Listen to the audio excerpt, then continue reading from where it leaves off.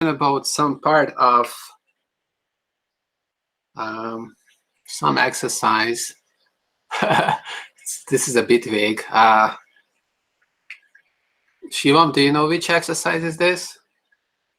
So, for example, the lower bound in the lecture 6 or exercise 2.4 or Speaking? I can't hear. Okay.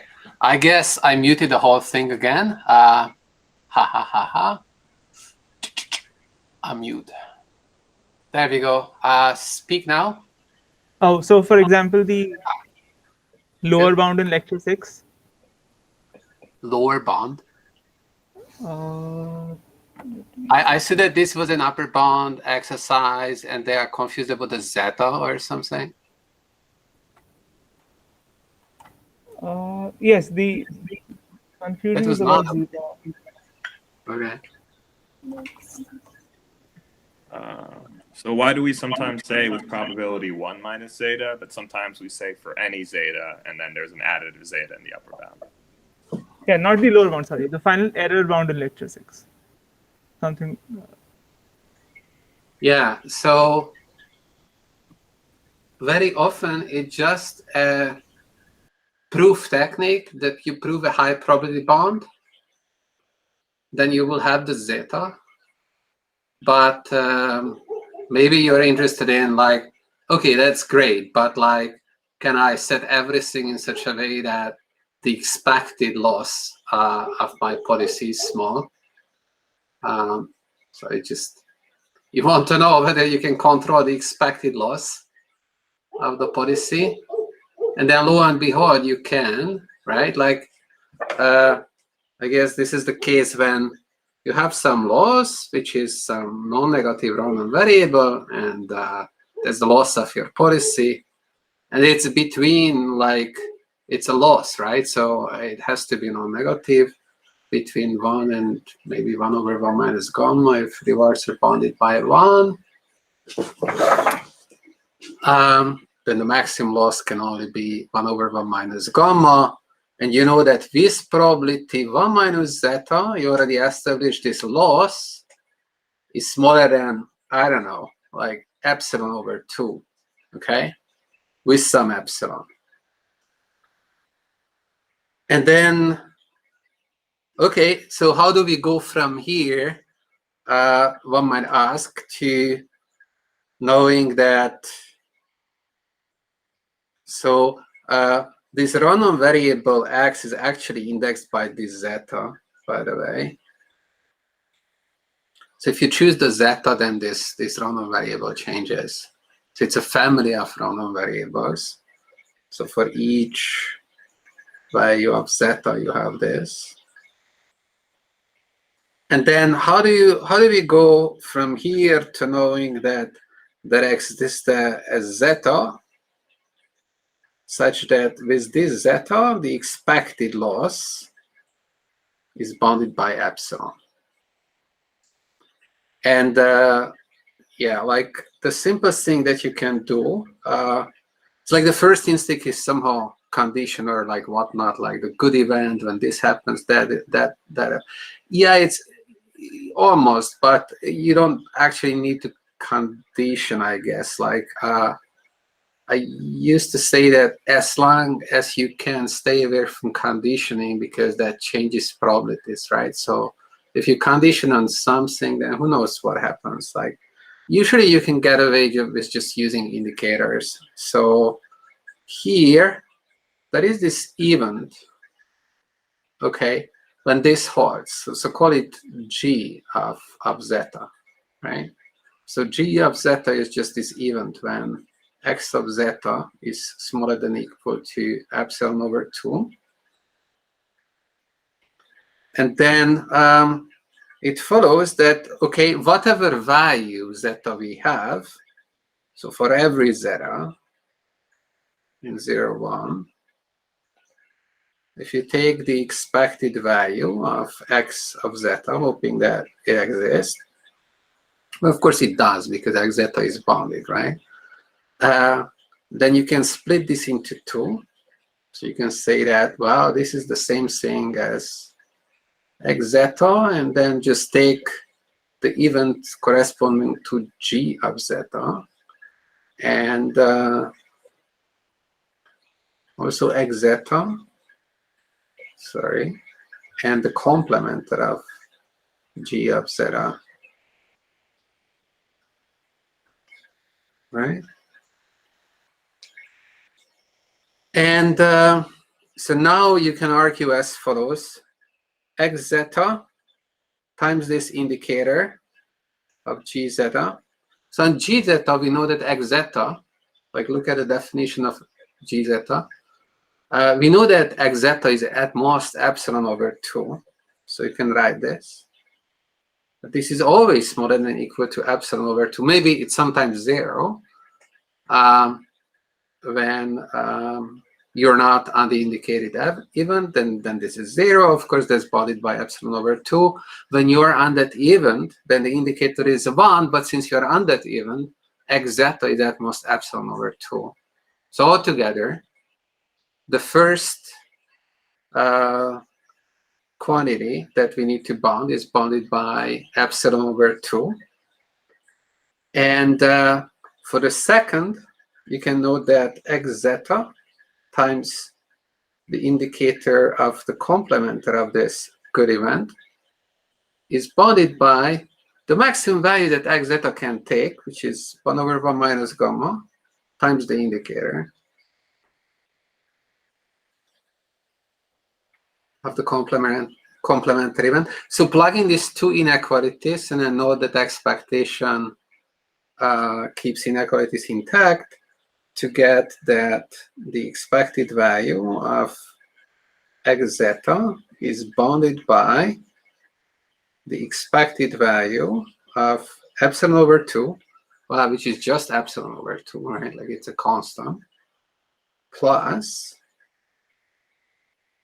the expected value of 1 over 1 minus gamma times the indicator of the good event complementer, which is a bad event. And so this is equal to epsilon over 2 plus 1 over 1 minus gamma times the probability, because the expectation of an indicator is just a probability of that the complementer of the good event happens. But note that the condition was, like with probability 1 minus zeta, the good event holds. That means that the probability that the complementary event holds is at most delta, right? So you can upper bound this by delta, sorry, by zeta. That was 0, zeta. So that's zeta. So this is upper bounded by zeta. So this whole thing is upper bounded by epsilon over 2 plus 1 over 1 minus gamma times zeta.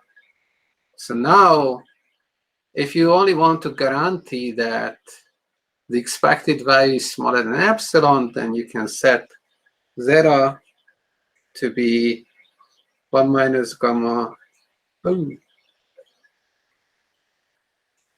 minus gamma times epsilon over 2, right? And you get that the expected value with this very specific choice of zeta is at most epsilon.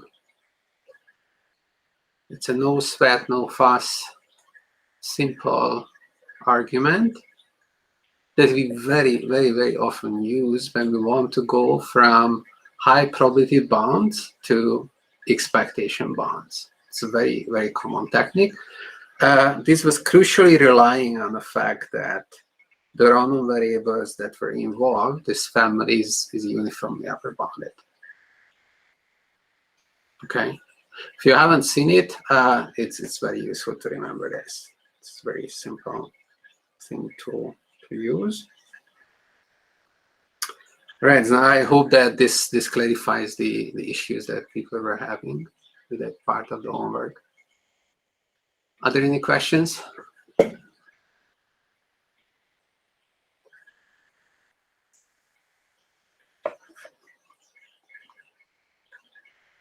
We're good? Okay. Right. So then let's talk about what's up for today. It's been a long time we met. I hope that you guys had a wonderful reading week. The weather really warmed up, so that's good.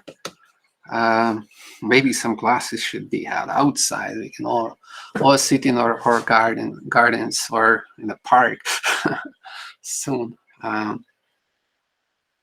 Anyways, so it's been a while. We've been talking about planning, and we started without functional approximation, but eventually we concluded that we have to throw in some additional things because the results we were getting were quite bad, like in a worst case exponential planning time in the planning horizon, and that's really bad. And so we were trying functional approximation. We started with approximate policy iteration, which implicitly builds on a very strong assumption, which is that the action value functions of all policies lie close to the span of the features. The analysis of this up is now typed up, and it's on the lecture notes. At the end of the day, if you have this very strong condition and you don't demand the accuracy to below some limit, so if the functional approximation error is epsilon, you shouldn't demand accuracies below square root d epsilon, or you run into trouble. If you don't do that, then you can get some error bounds for approximate policy iteration. Actually, there is a further inflation of this approximation error in terms of the planning horizon. It's like if the horizon is h, then it's like an HQ factor appears, which is also not very nice, but hey, maybe that's life. Someone should prove a lower bound that should really be there, or maybe improve the algorithm. We don't know actually whether that multiplier needs to be there. The square root of d, we had an argument that it has to be there, or the Curry complexity is going to blow up with the smallest of the dimension on the planning horizon in an exponential way. So that's a pretty strong blow up. And so that's already under this otherwise strong assumption.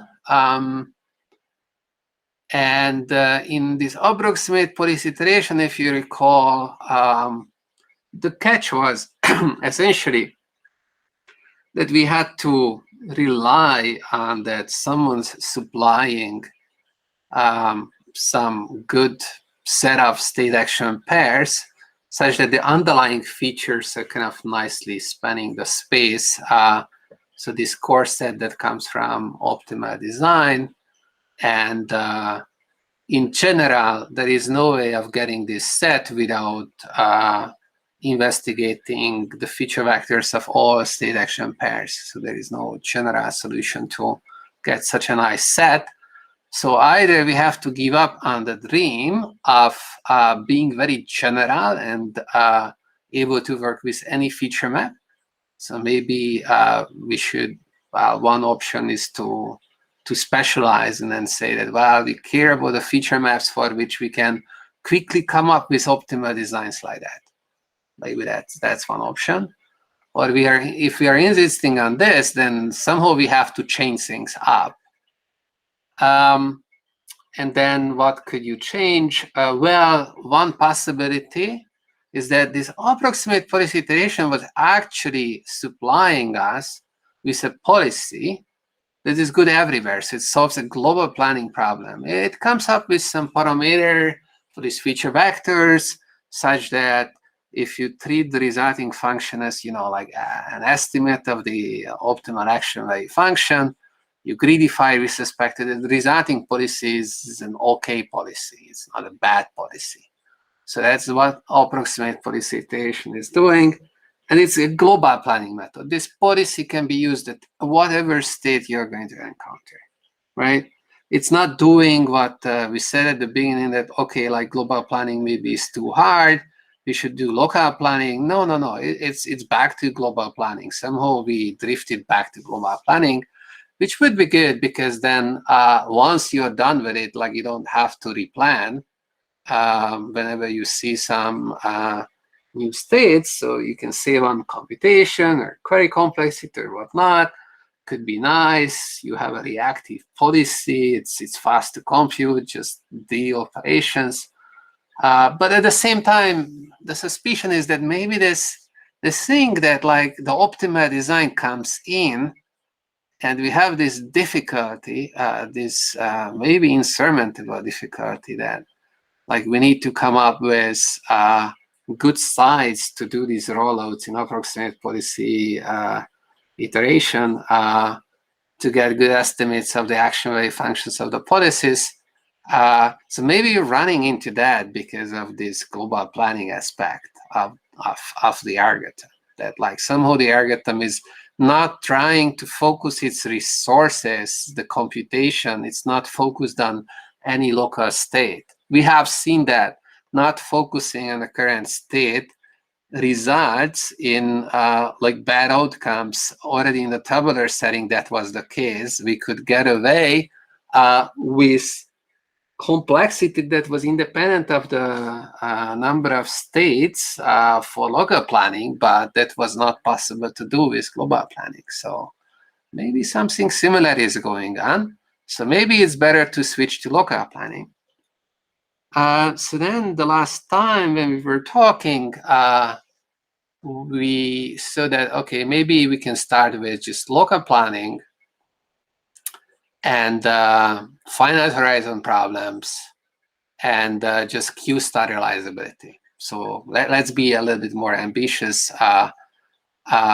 In terms of that, now we give up on, like, this very strong condition that we didn't like from the beginning, that required that the action wave functions of all policies should lie close to the span. That's too much to assume. What if it's only Q-star, but we switch to local planning? Will this solve all our problems? And sadly, we have seen that this doesn't solve the problems, at least not in the case when the number of actions is allowed to be very, very large. And so for this, we had this construction, which is kind of like still on this slide, where we had a tree and, like, we had exponentially many actions. Some of that's not on the slide, but we really had 2 to the d actions roughly. And you have a big deterministic MDP, except that some part of it has randomized rewards, some small parameter Bernoulli rewards.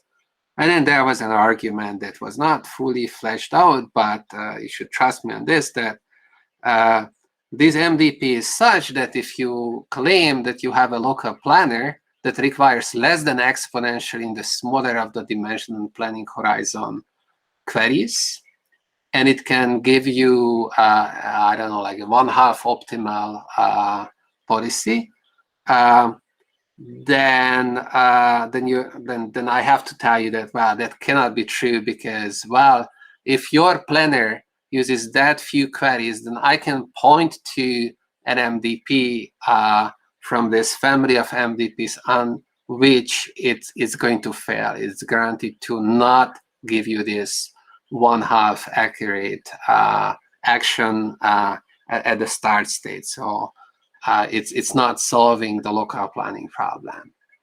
So any local planner that wants to claim that it's solving the local planning problem has to have an exponential query complexity in the smaller of the dimension and the planning horizon. So we are back to a very poor state. But then maybe the thought was that, okay, maybe the fact that there are so many actions that makes life really difficult. So maybe if we had only a few actions, this wouldn't be that bad. Then we have seen another example with this hypercube, which is a slightly different problem. So it's like this absorbing problem it's an infinite horizon undiscounted setting in which its realizability holds. It's actually V star realizability holds. So it's a little bit of gap between the previous result where action value reliability was true, and here the value function, the state value function, is realizable with the features. And you can argue in this case similarly that if a planner uses less than exponential in the dimension, it's 2 to the d or over d, less than that number of queries, then the planner cannot possibly come up with good plans, good actions. So it's just going to randomly wander, and it is not a good planner. So there is an exponential lower bound, at least for the infinite horizon case. But in this case, the number of actions was not exponential, but the number of actions was much smaller. So the number of actions was actually what? So the number of actions here was just d. Actually, it's like 2d plus 1 or something like that. So in this intermediate regime where the number of actions is scaling with d, it's a questionable thing. It's like the infinite horizon setting definitely presents some challenges, but maybe we can save the day for the finite horizon case. So can we do something for the finite horizon case in this case? And maybe when the number of actions is actually constant, so it doesn't scale with d. All right, so that's what I want to talk about today. And okay, so let's get a new page.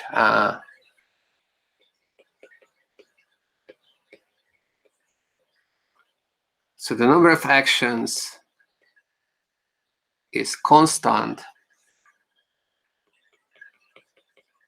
It's fixed horizon planning, local planning,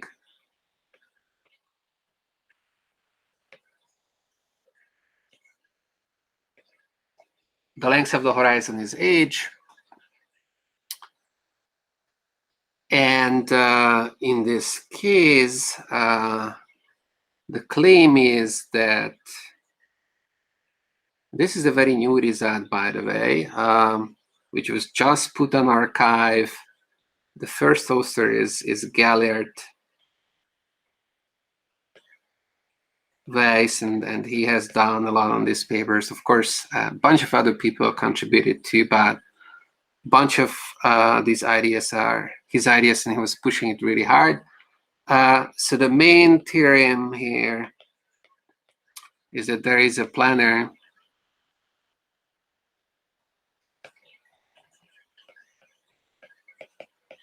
such that to get delta suboptimal, I'm switching to suboptimal,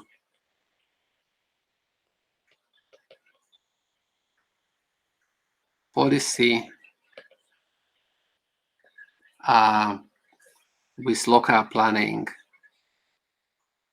local or online planning, the number of queries needed by this planner is going to be bounded by, I don't know,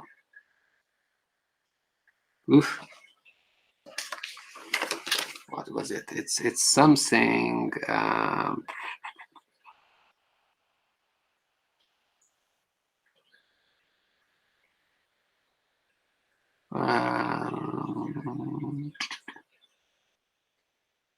No.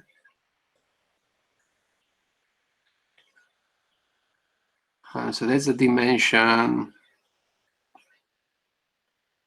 and this is to the power of a. So if a is like 2, then it's like quadratic dependence. That's good.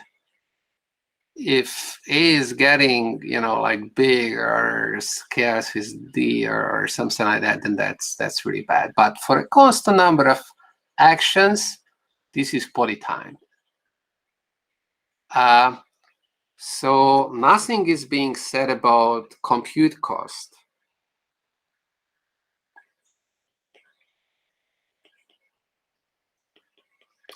And you will see that, well, we don't actually know whether the compute cost of this thing is small. I suspect it's not. Other people suspect maybe it is actually small. I just want to double check this bound.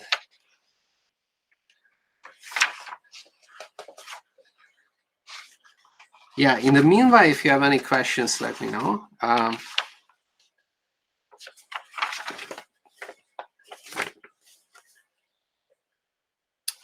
So is the claim clear? Yeah, I think that I got it right. Okay, there is some small thing, which is that well, okay, so maybe it's a higher order polynomial, not like, okay, so I should write this. This is polynomial in this expression, and B, which is B is a bound on the two norm of the parameter vector. So this is under V star realizability. So what happens is that V of S is equal to phi of S transpose theta or theta star, and the planar is taught that the two norm of this parameter vector is atmos B. That's also an input to the planar.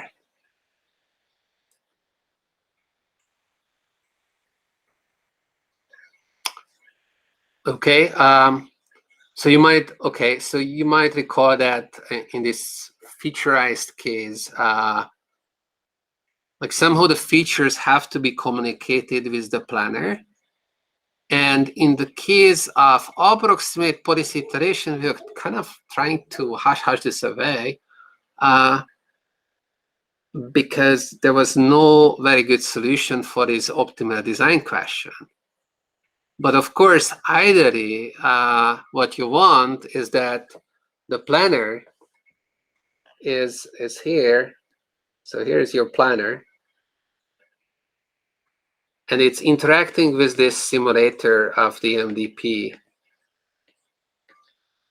You recall that it's sending queries to the MDP in terms of state action pairs, and it's receiving next states from the transition dynamics and maybe the rewards in response, and it's doing this. And then in local planning, you had also this S naught that comes out, and then an action A.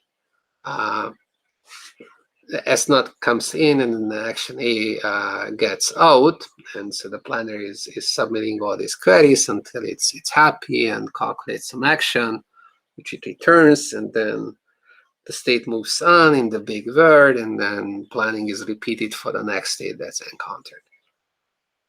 And here there is no word yet about the features, but we can amend this picture, and that's like the very nice way of doing this, is that the planner gets the feature vector only of the states that it ever encounters. So as input, it gets the feature vector of the input state, and then well, it names this state, and it can only names the states that it has already seen, just states it's encountered.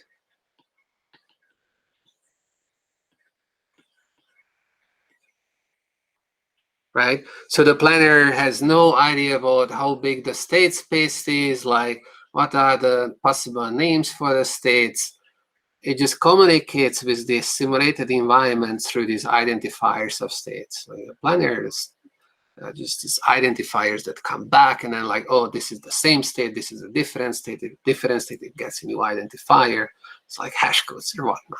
It doesn't matter what the identifiers are. And when it communicates with the simulator, then the feature vector of the new state also comes back, and then it can use it.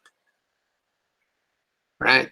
So this is the nice way of doing planning with a simulator in a localized fashion, also with features, right? So there is no global information about the feature map. There's absolutely no chance of any, optimal design, no global information. Global.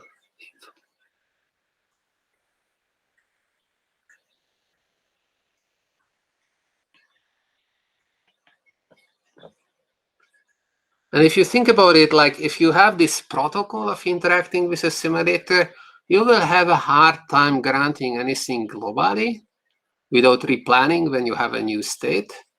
Because, like maybe whatever you have seen so far is just like a really small part of the whole big picture. Maybe some dimensions in the feature space were never touched. And then maybe randomly next time you make a move, you encounter yourself in a state where the feature vectors are orthogonal to everything that you have seen so far. Then what? Like you have absolutely no information, even under this assumption that V star was realizable with the features. So clearly, with this local planning protocol, like with this way of interacting with the feature map and the MDP, which is localized, the only thing you can do is local planning. Okay. So, all right. So we're doing local planning, and then we have this beautiful result. How does it work? But before that, like, okay, if you have any questions, let me know.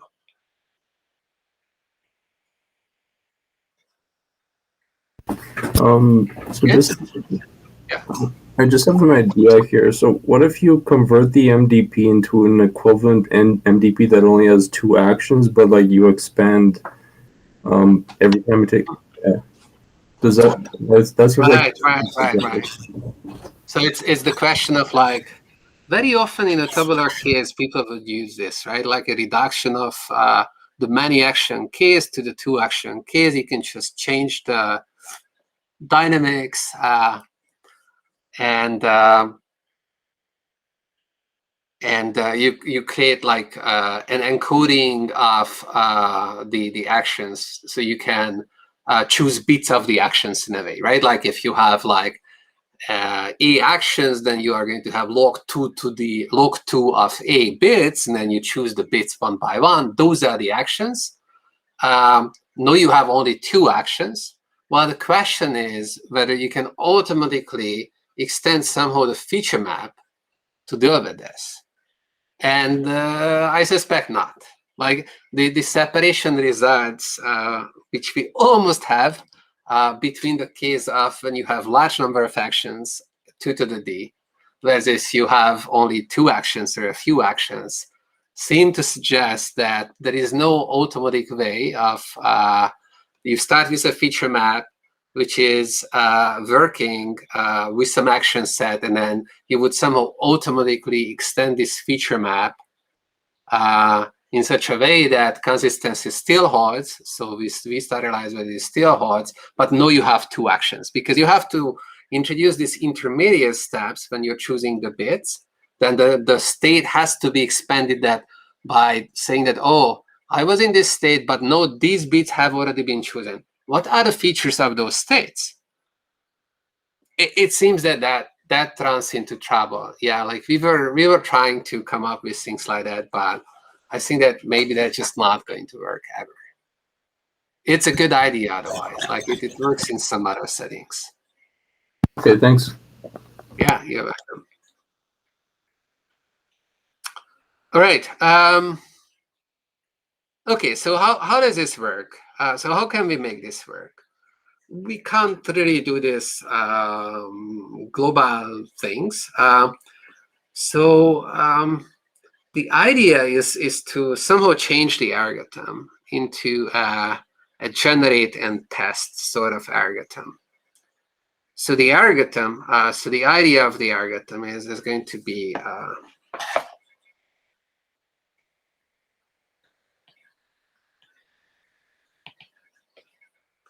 just to keep some hypothesis set for where theta star may be lying.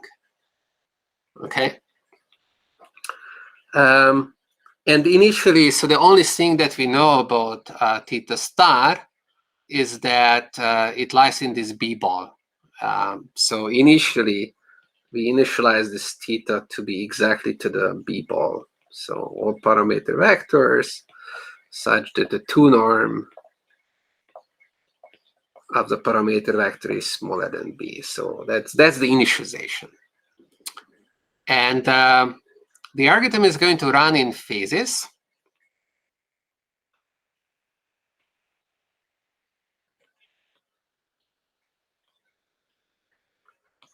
So in a given phase, you're given this hypothesis set about like where theta star lies.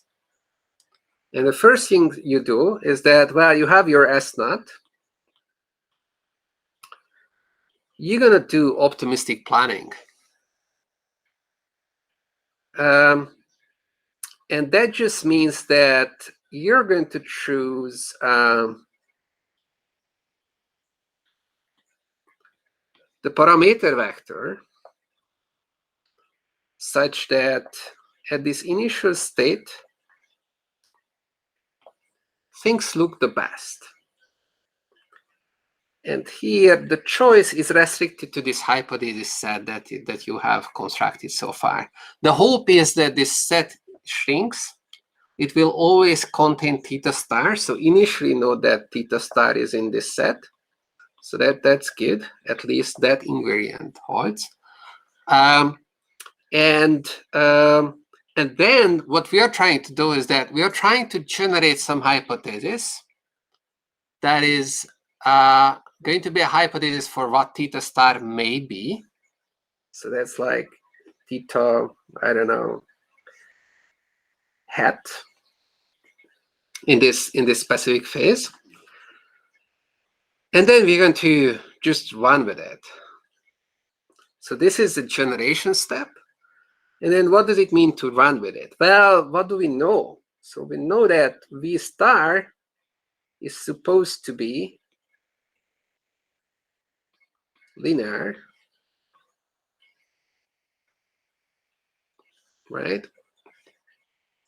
And also we know that V star is supposed to satisfy the Bellman optimality equation. So V star of S, well, it's not supposed to be. We know that that's going to satisfy the Bellman optimality equation. Well, in this case, okay, so we're in a finite horizon setting, so it's a little bit nasty. So in a finite horizon setting, you have a number of stages for the problem. You have H stages. And for each stage, you have a separate value function because the number of stages to go still matters. So this is the value function for, I don't know, stage 1.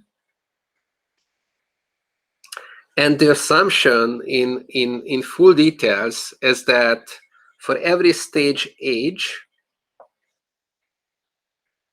the value function is linear in the features, but the features are still a function of the stage index. So in a way, in a finite horizon setting, in a fixed horizon setting, you would need to expand the states with the number of stages to go. So it's like the state should have 2 components. And either you do that and then you write, instead of a state, you write, okay, the state at this stage. Either you write that or you just like index all the quantities like value functions, everything with the stages. Okay, so that's what we're going to do here. So here, this is going to be for the first stage.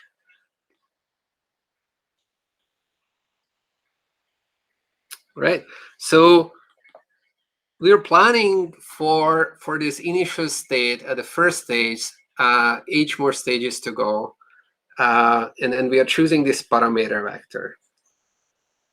And then what I wanted to say is that we should recall that V star is satisfying this Bellman equation, so that if you are at stage H, then if you take the immediate reward under an action and you compute the future optimal values under that action in that given state, and you choose the best possible action, then this Bellman equation is satisfied, and here V of I don't know, H plus 1 star is set to 0. Okay, so that like I can still write for little h being equal to capital H, which is the last stage, I can still write this equation. It still makes sense. Everything is very fine. So that's just the Bellman optimality equation for the finite horizon or the fixed horizon setting. Okay, let's not forget this index here. And so now we have this parameter vector, what to do with it? Well, if we think that this is a good parameter vector, maybe we can test it, right? So we could try to plug it in. And if you plug things in here, then you find that, okay, with theta star, this would be satisfied that you take phi of H at S, transpose, and then, okay, theta star, not theta star, we only have theta hat, so let's plug in theta hat. And then we put a question mark there because we don't know whether this is going to be satisfied. Well, this should be maybe equal to this. And here, okay, so we have this phi H plus 1, so that comes with these feature vectors. And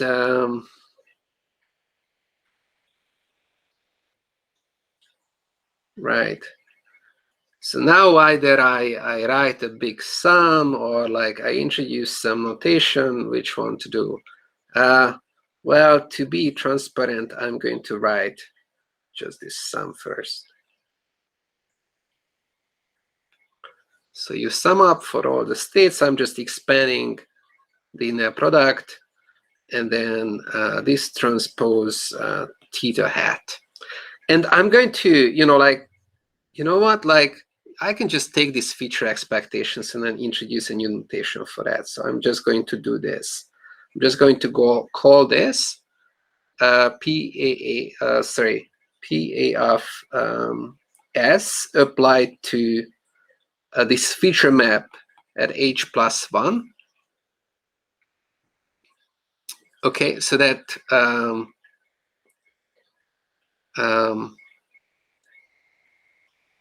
that is going to be a function of this sorry.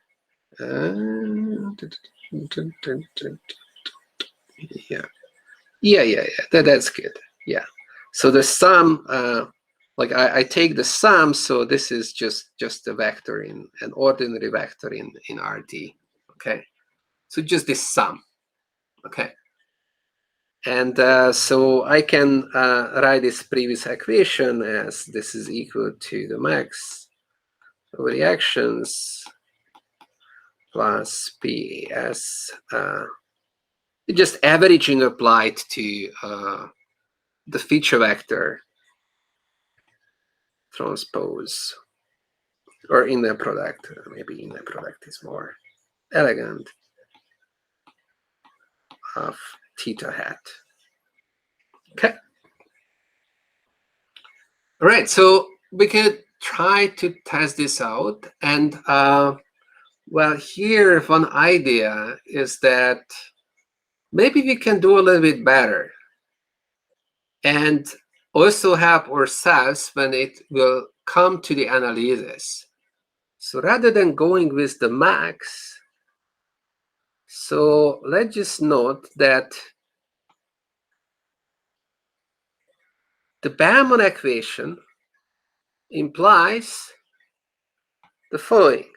For every state S, there exists an action A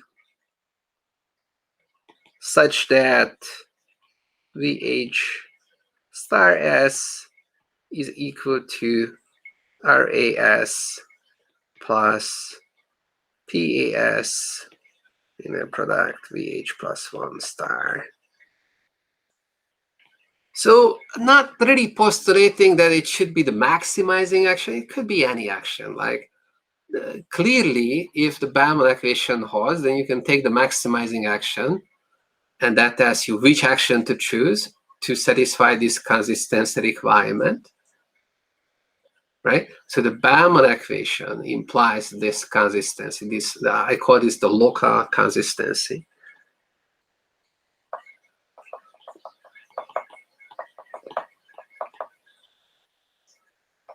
Condition. So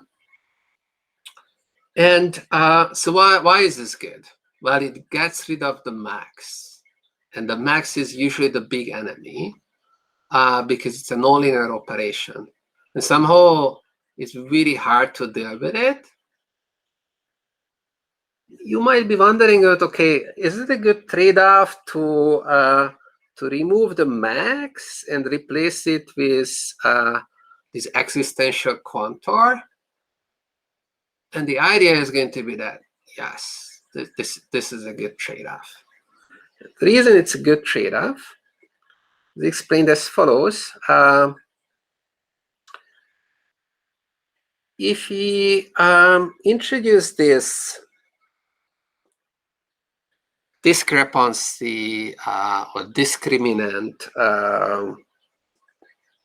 quantity as a function of theta and age and S and A, okay, which is just going to be the difference between the left-hand side and the right-hand side for a particular choice of age and S and theta and so on and so forth.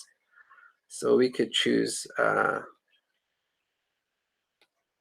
to write fewer negative signs and fewer parentheses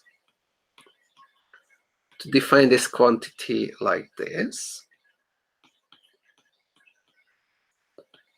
Okay, so this is a discriminant quantity. The local consistency condition says, so local consistency says that for every, I don't know, age and S, there exists an action such that delta, theta star, which is this parameter vector of our favorite, SNA is equal to 0.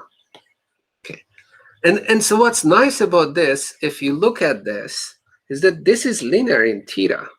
This condition is linear. The only inconvenience is that there is this existential quanta there. But now you can notice as well that, well, maybe that's not such a big deal. Because how can we create an algebraic expression which is almost as convenient as the linear equation for theta that we have now, which doesn't have the existential contour? Well, one idea is just to take the products of all of these discriminants.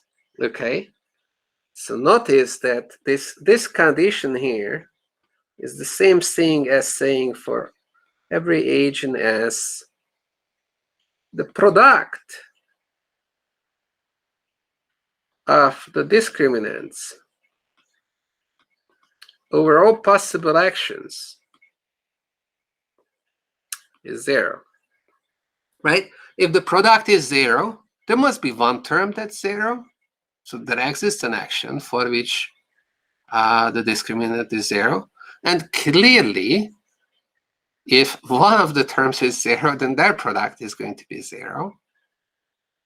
Okay. So you might be wondering about, is this a step forward or is it a step backwards? Because now we have this pesky products. So what are we going to do about the products? Well, the nice thing is that products are not so crazy. So we have to do some further manipulation to see that, well, this is actually, all right, so let's write this condition alone, just with an arbitrary theta, because we're going to test this with some theta. So this condition alone, product over all actions, is actually linear in, well, not in theta, but in some lifted version of theta, some function of theta, okay? And we'll figure out what this function is. Can you guess what this function could be?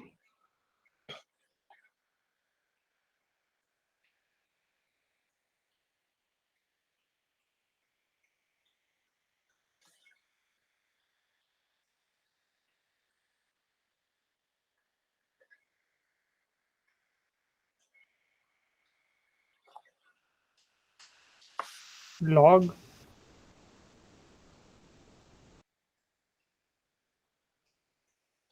Guess?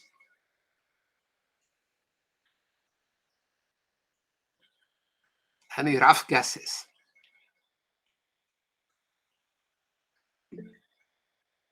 Yeah, somehow the powers of theta, right? Like you can say you're taking products. It's like powers of theta. So what is a power of? This is a vector, right? So what's the power of vector? So what's the second power of vector? Allow yourself to think about crazy things. So like, okay, like, I don't know, like some,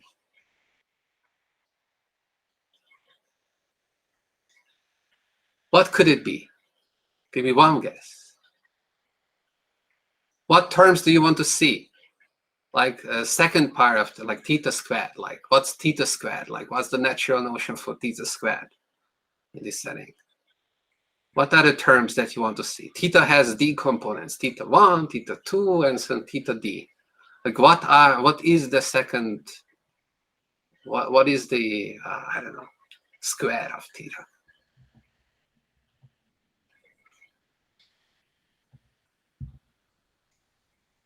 Yeah, outer product, Shivam says. Good.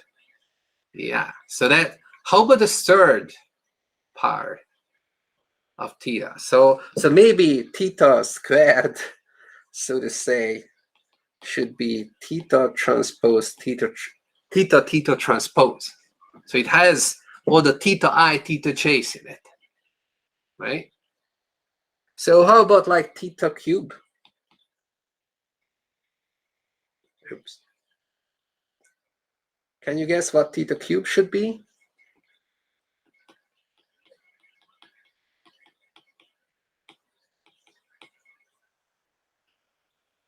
Yeah.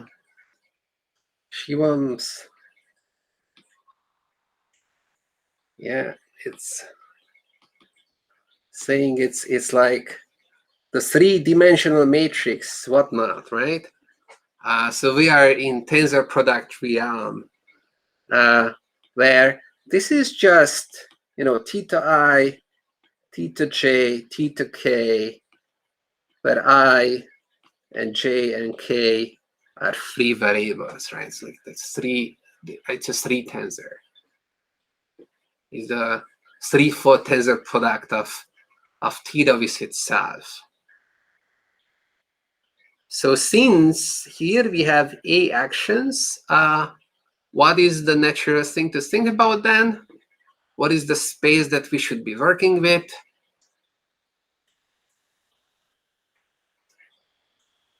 Shivam cannot answer. No.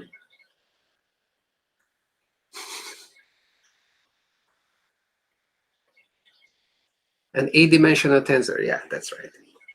Okay, so we just have to manipulate things a little bit here. So, so recall that we have this expression for the delta, and so we want to somehow introduce these tensor products and see that this product of discriminants is expressed in terms of the tensor products of the quantities involved. So for this, we can do a little manipulation. So we can group together things. So to first of all, let's write everything in the discriminant definition as an inner product, because inner products are easy to deal with. We'll see that it's easy to tensorize them, right? So how do we write this whole thing as an inner product? Well, on one side of the inner product, I want to see the theta, and on the other side, I want to see the data. So on one side, I have the theta, but okay, the problem is that there is this pesky immediate reward, this RAS. So that's kind of like spoiling my plan, but well, it's not a big deal, because what you can do is that you can add a one component to the theta vector, which is constant 1. It's like the first, like amend the theta vector with a constant 1, and then the reward is going to correspond to that. And like I'm going to write everything in terms of inner products with such a way. Okay, and so I'm going to use this notation that I put a 1, which is a real number, next to a vector, and put a bar on them. That means that, well, 1 becomes the first component of the expanded vector. Okay, so this is just 1, and then beneath it there is theta, right? So that's the notation for this. And then with this notation, what I can do is that, well, so the 1 corresponds to the immediate reward, and I'm going to need this bar, and everything else that you see here, this guy and this guy, they go to the other side. So then I have to have, I have to have PES phi h plus 1 minus phi h at s, right? So this is a vector, this is a number, the dimensions do match. Okay, I just rewrote everything in terms of an inner product. And now we just have to work out that if you have products of inner products, okay, so so here I have a product of a different things. Let's call them VA, like these vectors are VA. And then I have this thing here that's just like a U vector. Well, I can let this depend on A as well. Then it turns out that if you take the tensor product of the VE vectors with themselves, and you take the tensor product of the UA vectors with themselves, in our case, the UA vectors are not inverse by they're all the same. But, and you take the inner product between them. So what's the inner product between two multidimensional arrays? Well, two vectors, it's just like you lay them on the top of each other, it's inner product, right? Like component-wise, take the product and sum everything up. With matrices, it's the same idea. With higher dimensional matrices, it's exactly the same idea. Again, like you have this cube, like in 3 dimensions, you put the other cube on the top of it, and then element-wise, you take the products, and then you sum things up. That's the inner product.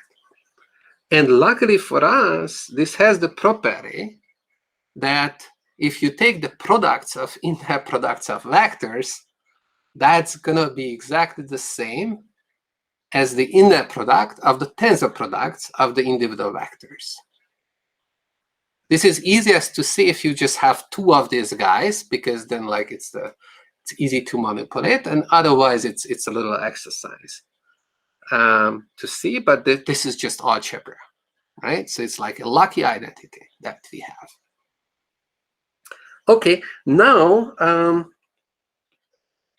what we have is that you can take this products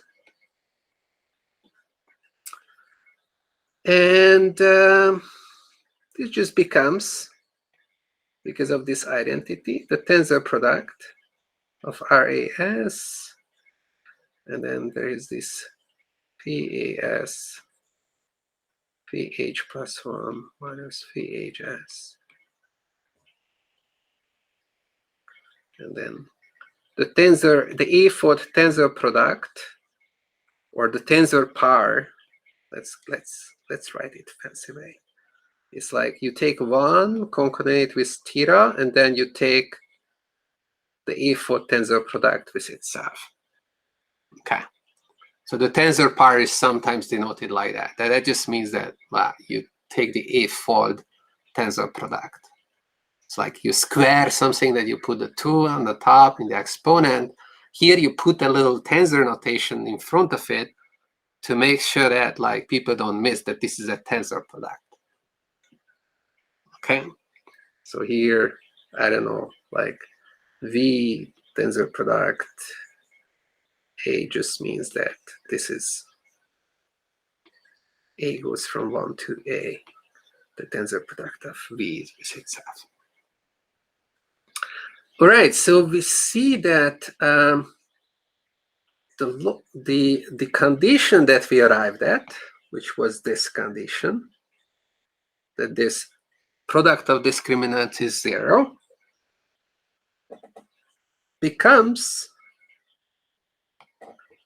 a condition that, so the local consistency becomes that 0 is equal to the tensor product of this RAS and then PAS phi H plus 1 minus phi HS concatenated together, and then the amended parameter vector A for tensor product with itself. And so this leaves in a D plus 1 to the power of a dimensional space, right? So that's our F theta. Okay, it's not linear in theta, but it's linear in F theta with this tensor thing. So the condition that we arrive at is linear there, right? So that's really nice. So going back to where we have been. Okay, so we chose theta hat. And after that, we said that, okay, let's just work with this local consistency condition. And let's just make sure that this consistency condition holds. And the reason we transferred it into linear form so that we can see that if we detect that it doesn't hold, then this cannot go on forever. Because if you have linear constraints on something, like a b-dimensional quantity is linearly constrained, then you can arrive at most b times at contradictions. Because with every contradiction, you learn something new about it, right? So it cannot go on forever that you keep learning and learning and then you don't gain any information. So if you want to figure out what theta star here is, it's not bad. It's you can just figure it out with at most d plus 1 to the power of a it's a part of A that's a little bit bad, but whatever. A is 2 or a small number. Contradictions. Okay. And we hope that, well, from this it's going to result that altogether the algorithm that is trying to test whether this consistency holds is not going to need too many queries to keep refining its hypothesis space until it arrives at a small enough space such that the parameter vector that it generates is a good one. Along the way in the process, we lost the max. And so what does that mean? Well, in a way, it's a good news, actually. So it's a very nice side effect of this algebraization effort, that now we're not going to require anymore that V-star reliability holds. We just require that there is some policy for which reliability holds. And if there are multiple such policies, it's all good. We are going to compete with the best of them. If that policy happens to be the optimal policy, we compete with the optimal policy. So you give me the features, and I figure out the best policy whose value function is linearly realizable with the features. Okay, so how does this algorithm work at the end of the day? So you generate this theta hat,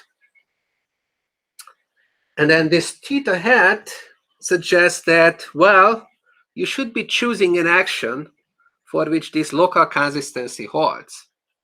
So you go in with your theta hat. So theta hat given,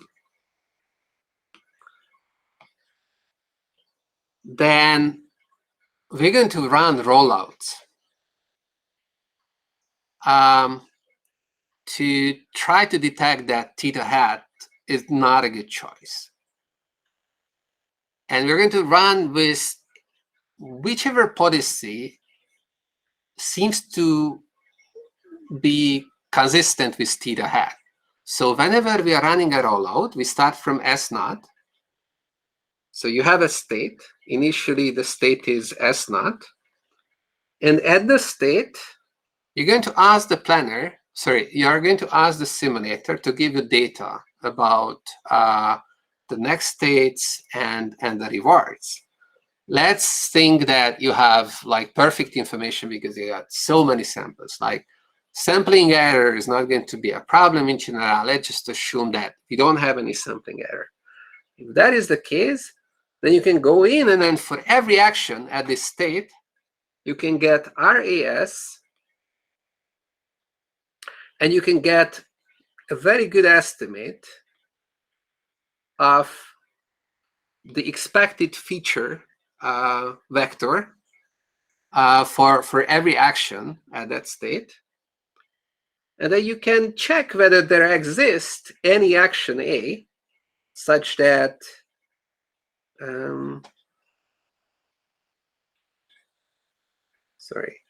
such that this consistency holds, such that this holds. Okay, so you ask the question, does there exist an A? Okay, if it exists, take it. And you go to the next state. So the next time S becomes S prime, which was sampled from the simulator. And you do this rollout. And if you ever come to a state where this condition is not met, then you say, boom, that's a fail. Okay, this parameter vector is not good. Of course, you're going to have sampling errors, so you have to introduce some tolerance in testing whether this consistent holds. But you can set values in a careful way so that you don't need too many queries and you can meet your guarantees. The other thing that we are going to test is not only this, but we are going to also test whether we can guarantee the value that was predicted at the initial state. So the one main reason to run the rollouts is because we just want to verify whether our predictions were correct. What were the predictions? The predictions were that there is a consistent way of extending from the initial state up to the end with this parameter vector in such a way that the value prediction that we get at the beginning is correct. So when you're doing these rollouts, you can sum up all the rewards that you got along the rollouts, and you can verify whether phi1 of S naught transpose theta hat is as high as it was predicted, right? Like you have a prediction that this should be the total reward.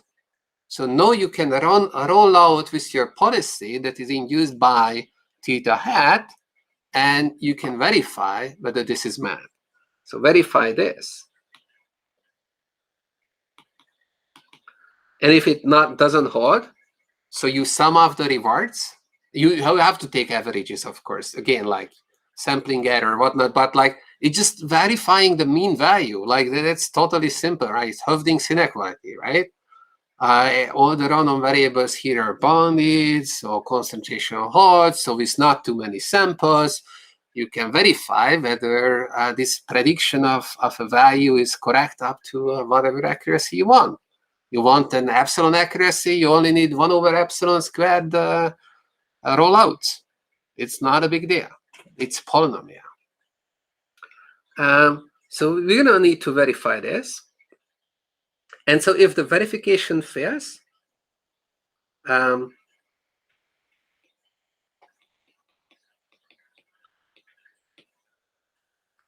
then we have a problem. Actually,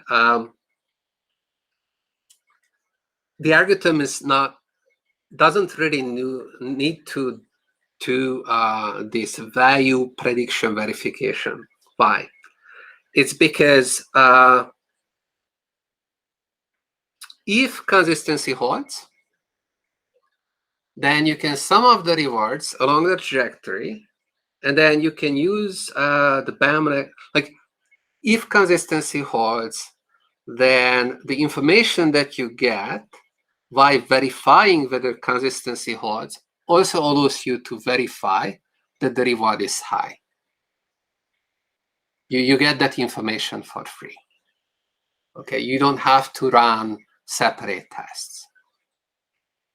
If consistency holds, then the rewards must be high.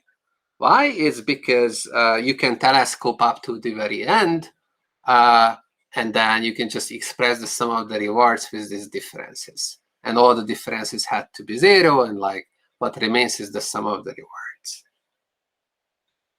Okay, so the algorithm actually going to do the rollouts and only check for consistency.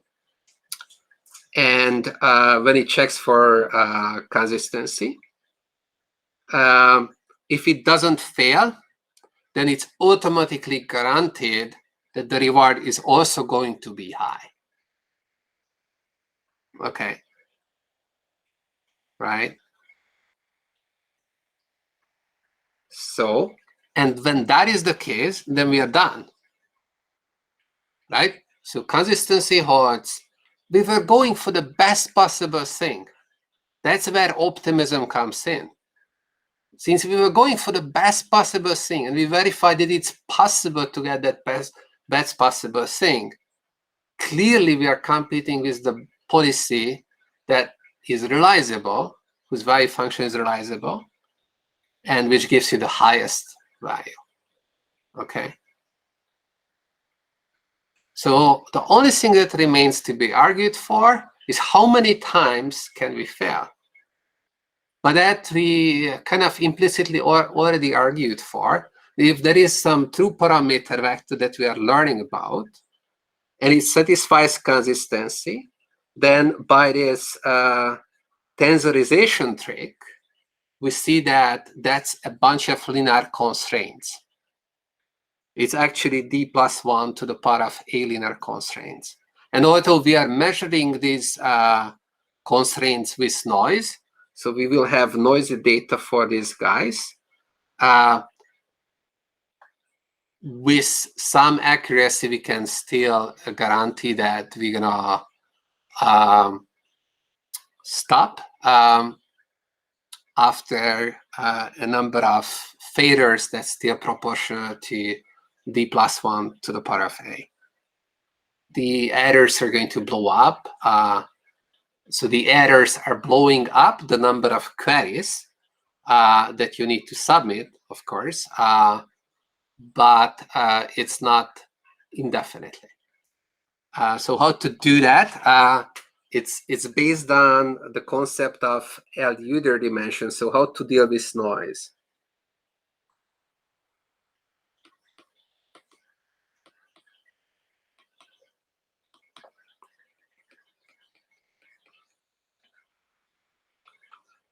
So there is a general technique that's called the Iud Dimension, which just says that how long can it go on that I'm trying to learn about this unknown quantity, and how many times can I be surprised if I take like the laziest way of trying to identify this quantity, and that quantity is called the Iud dimension. So you're trying to Iud to gain information, but you can't Iud forever. So there is a limit on this. And if you're learning about some linear concept, then the Iud dimension scales with the dimensionality of the linear space. And here, this is linear in this higher dimensional space. So the Iud dimension-based analysis is going to apply, and you get your query complexity bound at the end of the day. So the next time I'm going to talk about some more detail about this Iud dimension and how to deal with noise, but today I just stop here. So you don't see the algorithm here, but maybe I can try to show you how it looks like. What's the best way of getting to this?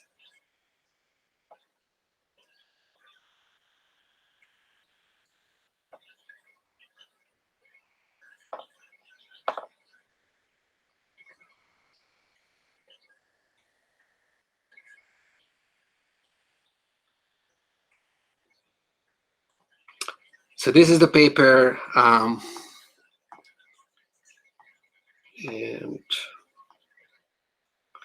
well, I don't know whether it's worthwhile to look at these pseudocodes. It's a little bit mundane.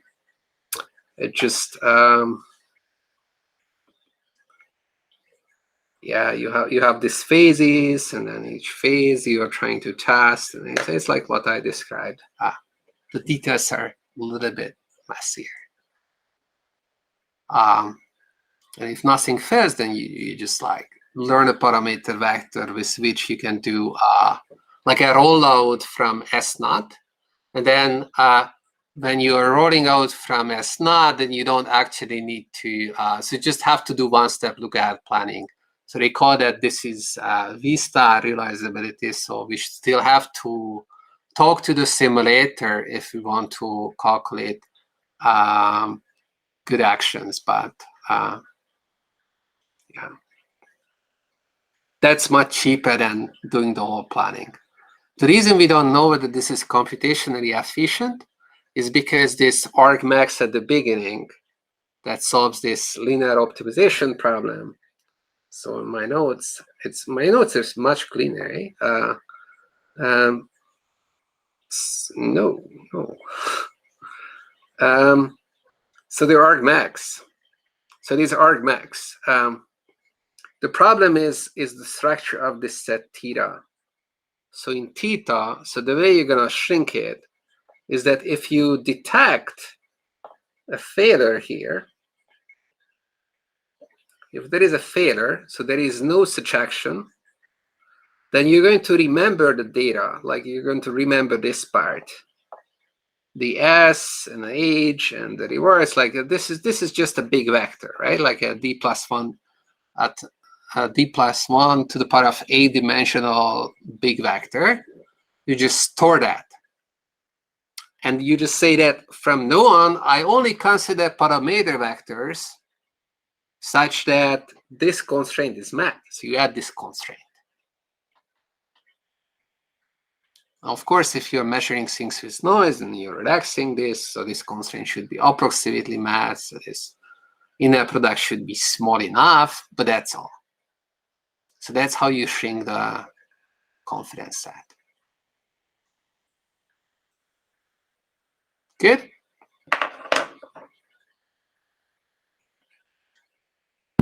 So why isn't that efficient? Isn't that just slowly building up a matrix?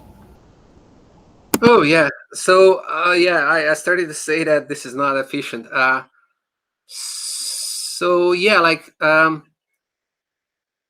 when you do the optimization, you need to expand, like the space that you're searching in is this inconvenient tensor product space, which has a few parameter representations. So there are only d parameters.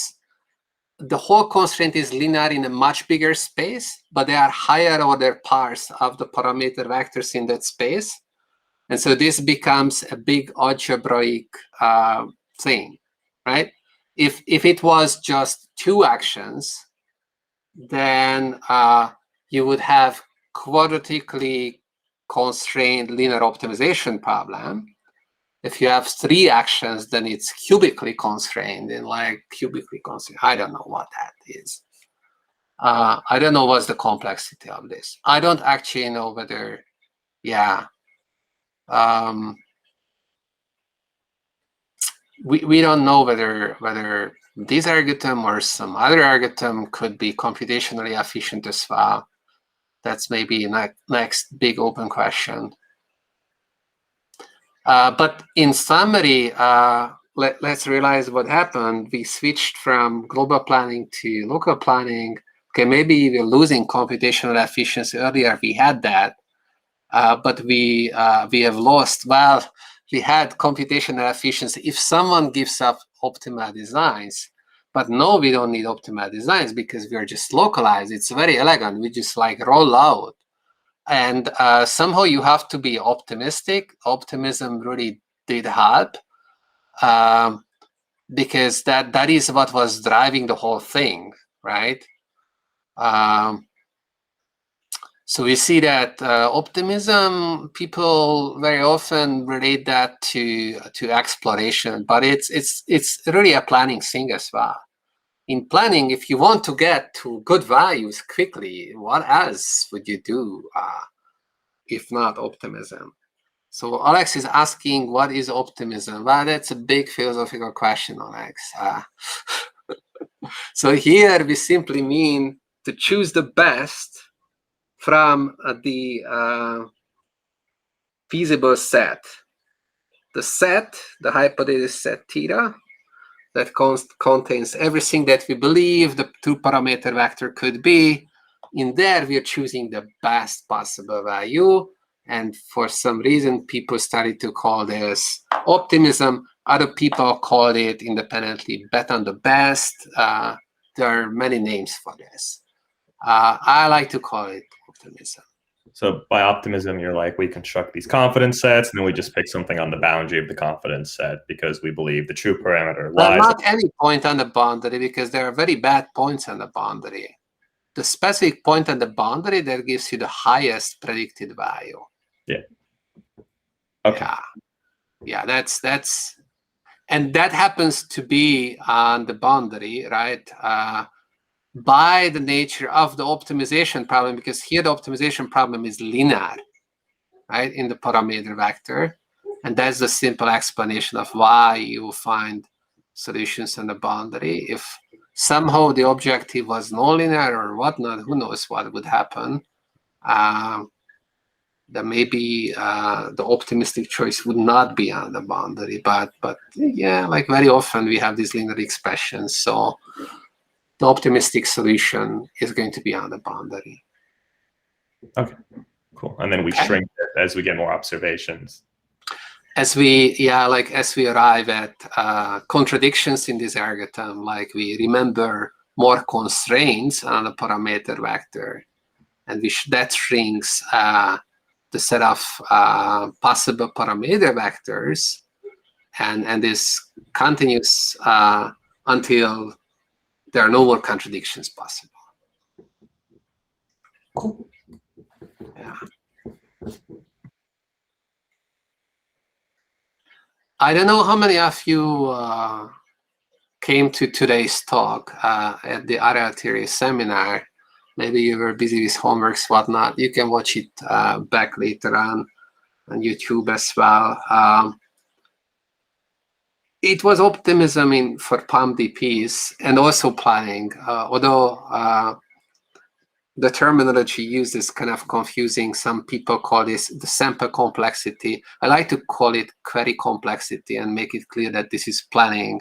This is not really exploration in the sense that, well, okay, you can call it exploration as well. You don't, like, you have this black box and like you're kind of interacting with it, this simulator, and you can say it's exploration. But you're not paying for what you explore, right? Like you pay with computation, that's your currency, and then I like to call this planning. But in the PAM-DP setting, it was a cool piece of work under some conditions. It's shown that these optimistic algorithms still work. But yeah, it's not a panacea. Optimism has its limits too. We'll come to that later.